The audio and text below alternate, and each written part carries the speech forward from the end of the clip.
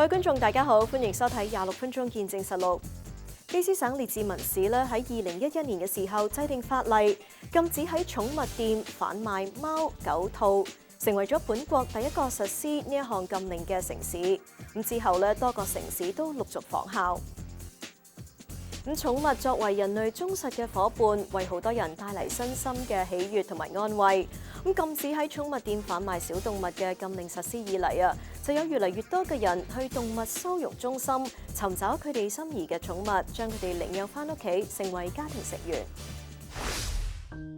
近幾年喺各地動物收容所以及動物慈善機構嘅影響底下，越嚟越多嘅家庭通過收容機構領養佢哋喜愛嘅小動物，帶返屋企，將佢哋視為家人一樣細心照顧。我同我先生比較中意老啲嘅動物，因為覺得佢哋即係需要有個溫暖屋企，做一個好似退休 home 咁樣，所以想俾佢哋最好嘅 life before 佢哋唔喺度咯。I care a lot about animals, so I don't eat meat, and I've always cared about like animals' well-being. So I really wanted to adopt from a shelter because I wanted to adopt an animal that needed a nice home. So I was looking for a friend, and I think these guys were looking for a friend too. So that's why I adopted them from the shelter. 動物收容中心對於前嚟領養動物嘅家庭十分感謝，但亦都發現喺疫情期間放棄動物嘅人越嚟越多，收容所收到較往年更多被遺棄嘅寵物。與此同時，前嚟領養動物嘅家庭卻有所下降。希望呢一個能夠引起公眾嘅重視，唔好輕易拋棄自己嘅寵物，亦都呼籲今後有更多嘅人通過收容所呢一個渠道揾到心儀嘅動物，為佢哋提供一個溫馨嘅家。I'm not sure the reason for why the number or why the adoptions have slowed down. I think because people are all going back to work and they're not working from home.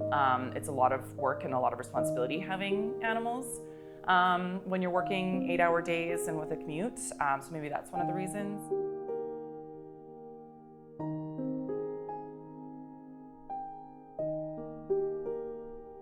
居住喺列治文嘅 Queenie 自細就非常喜愛小動物，喺中學更加參加 SPCA 卑詩愛護動物協會，成為一名義工。有時候佢仲會將收容所嘅小動物帶返屋企照顧幾日。對於照顧寵物可以話係好有經驗。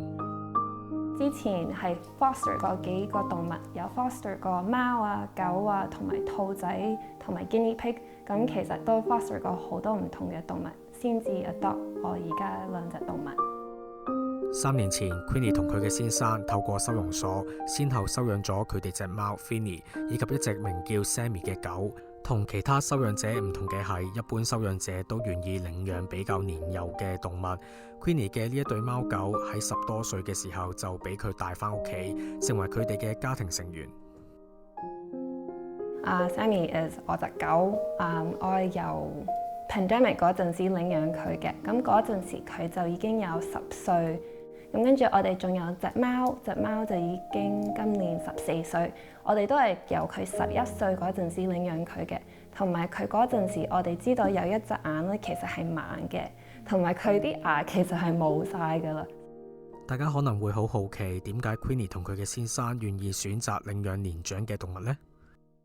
咁平時好多人見到即係啲動物比較老啲咧，佢哋就覺得都就嚟離開呢個世界，唔係幾想領養佢哋。但我同我個先生就好中意呢啲 senior 動物，因為覺得佢哋值得有個 retirement home， 唔想佢哋喺 shelter 太耐，所以就會覺得想俾個機會佢哋啦。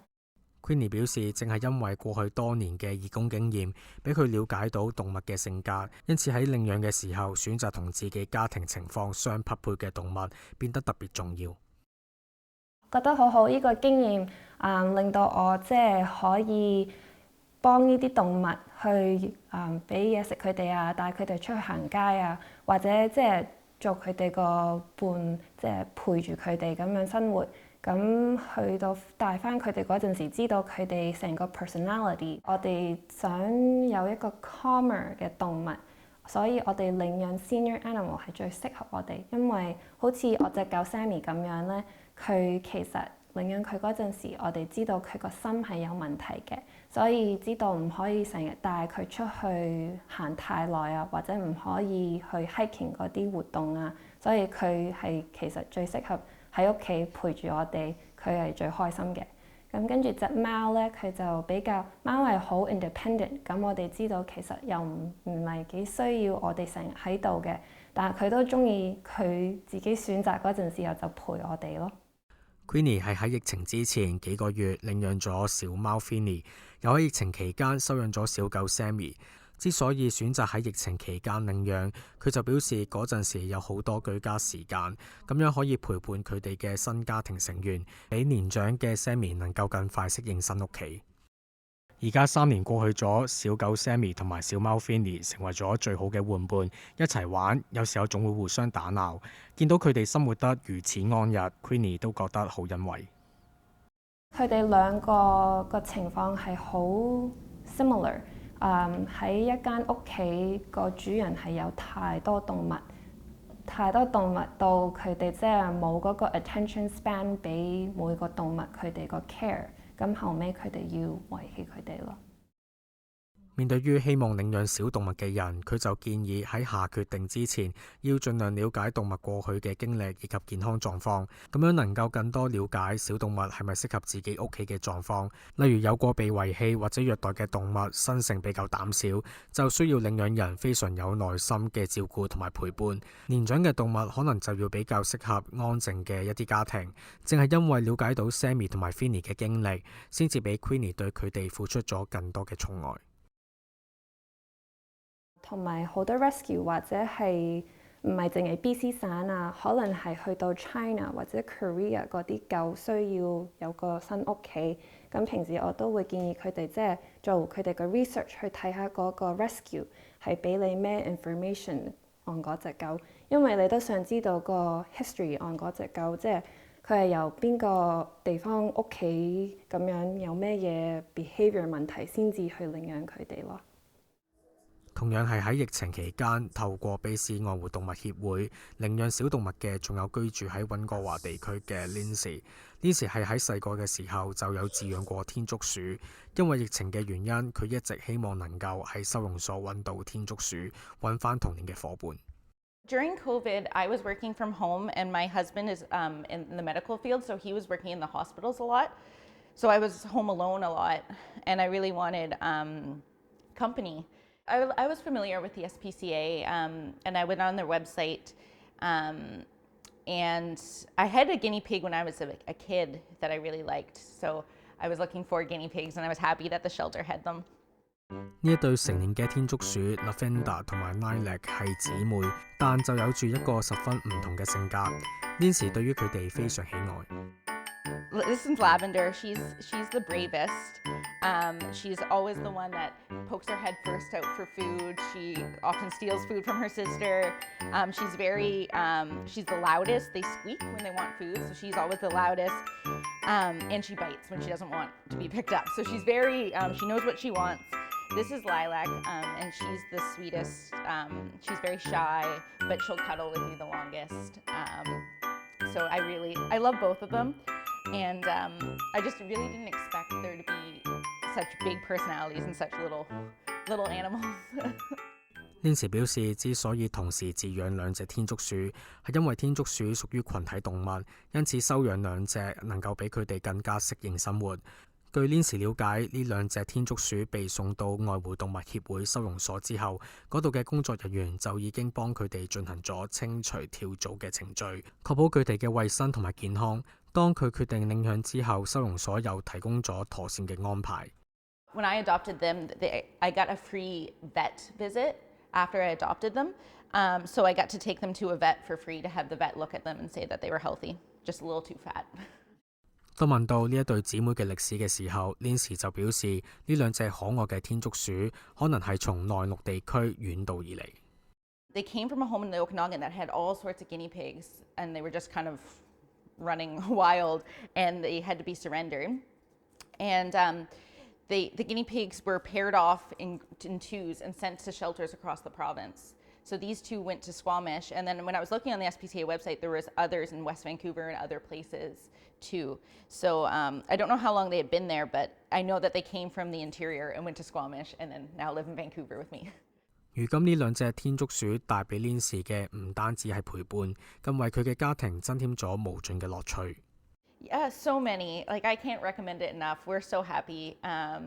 They really they're great company and joy, like you said. Guinea pigs, they're so smart.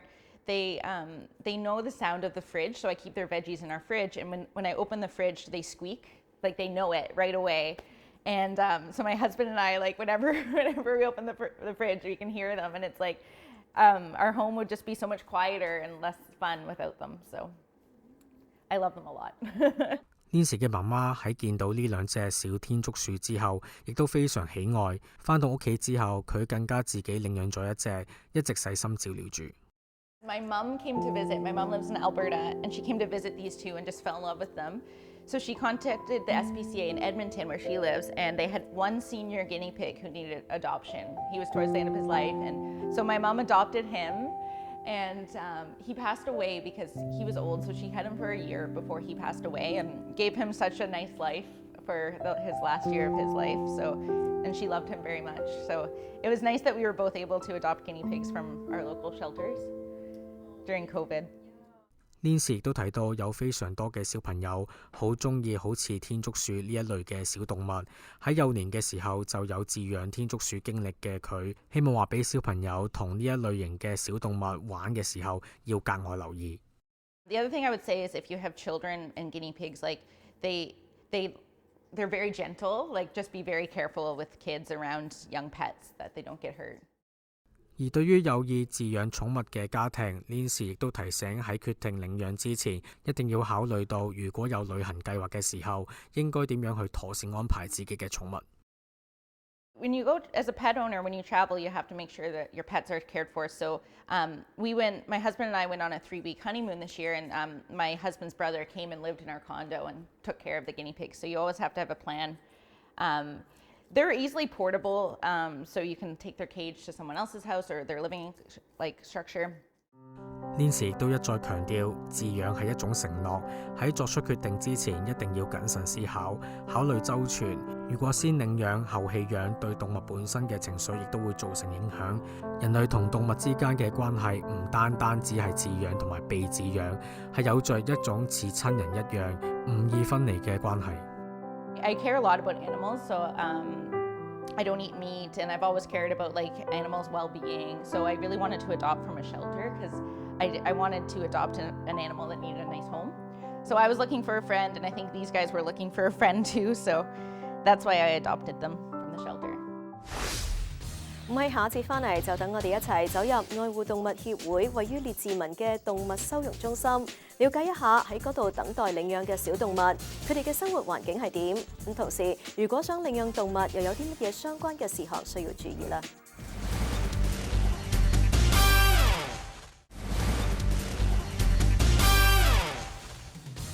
歡迎翻嚟節目時間。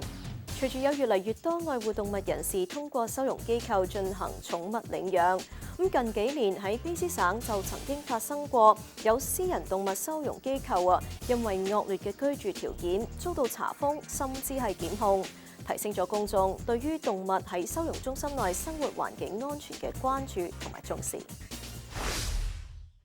雖然禁止喺寵物店販賣貓狗兔嘅禁令已經實施多年，但喺卑詩省入邊仍然有私人以非法渠道進行寵物販賣。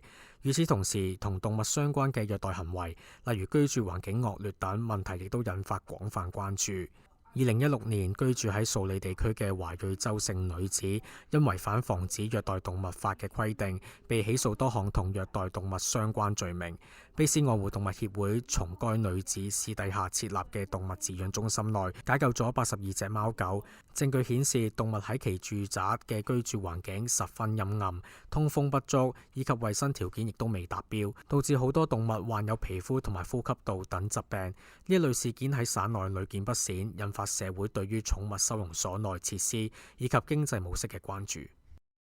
呢一間位於列治文地區5號路，由列治文市政府同埋卑斯愛護動物協會合作建成嘅動物收容所，喺去年夏季正式開幕。Wanna come out? Come on. 通過收容所經理 Krista Shaw 嘅介紹，新址較原先嘅收容所面積大咗1/3，可以為更多嘅動物提供臨時嘅屋企。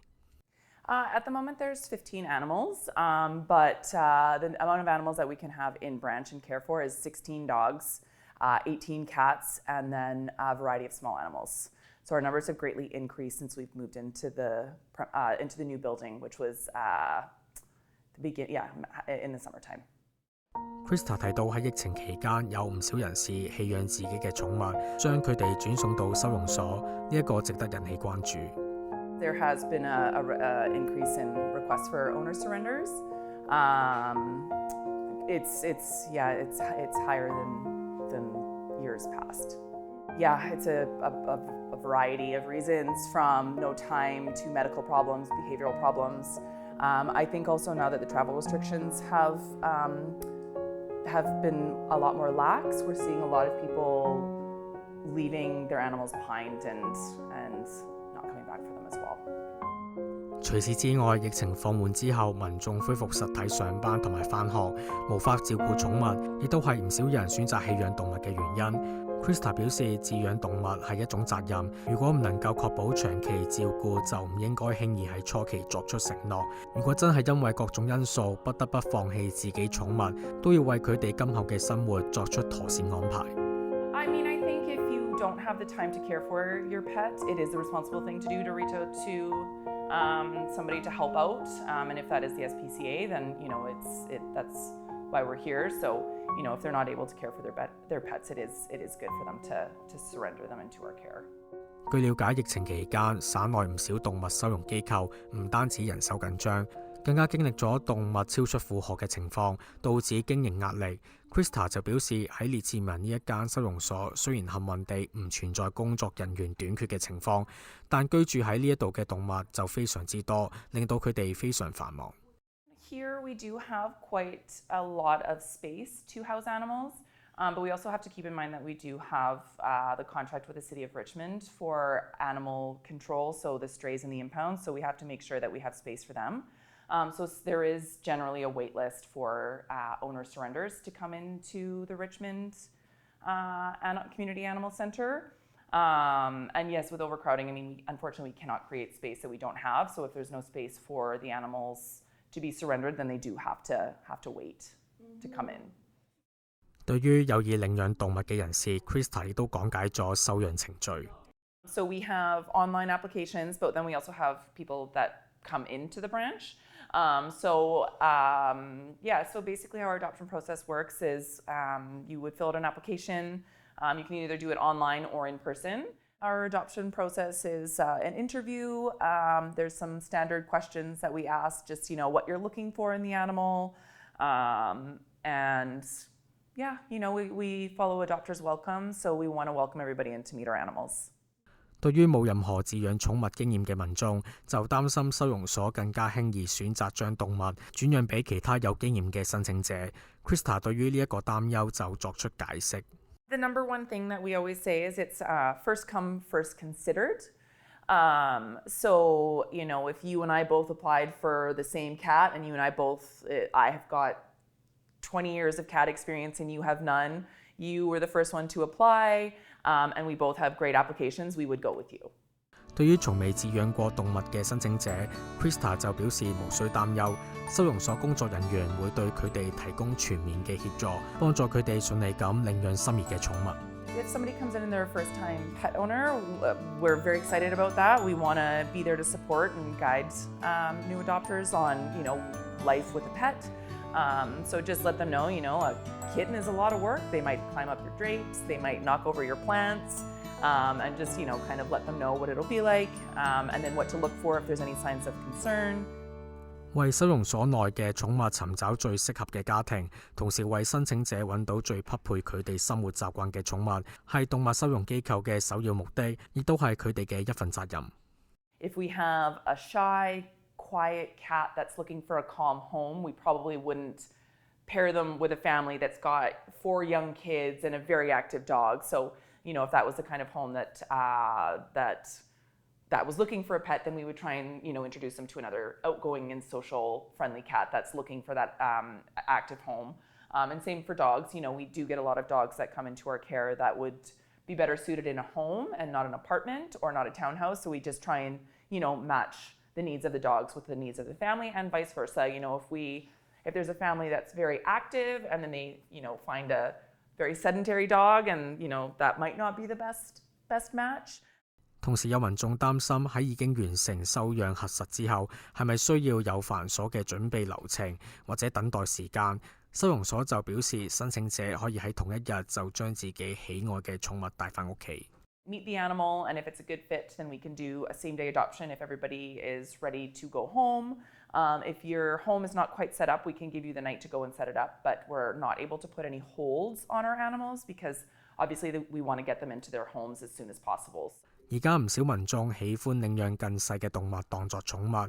而家喺列治文呢一間收容中心就有3隻可愛嘅小白鼠，以及一隻名叫 Kirby 嘅兔仔，等緊有人能夠為佢哋提供一個屋企。Krista 就表示唔好以為更細嘅動物會更容易飼養，其實佢哋需要更精心嘅照顧。Small animals are a lot of work. Rabbits, I'd say, are probably more work than a cat, just with the enrichment and the housing that they need, and we do recommend rabbits are free range. We litter train all of our rabbits, so if anyone's looking for a free range rabbit, we have some here. They're very social and they're very outgoing. They're not meant to live in a cage. 現時由於對寵物食物周濟庫服務需求大增，卑斯愛護動物協會亦都呼籲市民踴躍捐贈未開封嘅寵物食品或者貓砂等寵物必需品。工作人員好樂意將佢哋分俾有需要嘅養寵物人士。根據卑斯省愛護動物協會數據顯示，喺2021年協會周濟庫共為34,141隻動物提供食物。隨住通貨膨脹等因素嘅影響，目前嘅需求亦都比以往更有所增加。We do have a food bank throughout the entire province for people that are in need of support and feeding their animals. Ours is still in its infancy stages because we are still so new in the community. But a goal for next year is to grow our food bank program to support the residents of Richmond. So basically, if anybody is in need of any supplies or any food or even any litter, they can touch base with us and we can see what we have. 喺最後 ，Krista 亦都提醒民眾，如今係冬季，街上有唔少流浪嘅動物，可能躲藏喺車輛下取暖，希望引起市民嘅注意，保障呢一啲動物嘅安全。It's a think and thump, so when you do come to your vehicle, it's always good to give it a little knock to let any of the animals know that might be hiding in your engine that you're going to be turning it on, because that knock can startle them a little bit and then they run out. 如今喺卑斯省共有40多間愛護動物協會收容中心，為有需要嘅動物提供幫助。根據協會2021年嘅報告顯示，該機構當年為8,704隻動物揾到適合佢哋嘅家庭。呢時為嗰啲正喺度考慮領養嘅潛在收養人，俾出自己嘅建議。I would say definitely adopt, don't shop. Like, I'm a big supporter of that. There are so many animals that need a home. My other word of advice would be, like, it's a very long commitment to adopt a pet. So I would say, like, don't just make the decision lightly. So take it very seriously. 對於領養咗年長嘅 Sammy 同埋 Finny 嘅 Queenie 嚟講，有人擔憂領養年長嘅動物係咪擔心佢哋不久於人世。Queenie 就認為俾動物應有嘅關愛，先至係佢領養動物嘅真正目的。有諗過，但係其實我會諗長遠啲，因為我會諗我可以幫到呢隻貓或者呢隻狗，起碼佢哋最後3、4或者7年有一個溫暖屋企咧，就已經好滿足。好啦，今集嘅節目時間呢又差唔多啦。咁如果觀眾對我哋嘅節目有啲乜嘢意見嘅話，係好歡迎大家以電郵嘅方式同我哋聯絡㗎。我哋嘅電郵地址係 mag26@fairchildtv.com。咁如果觀眾咧想上網重溫今集嘅節目，亦都可以上到去我哋嘅網站3w.fairchildtv.com， 點擊節目重溫一欄就可以睇得翻㗎啦。下星期同樣時間再同大家見面，晚安。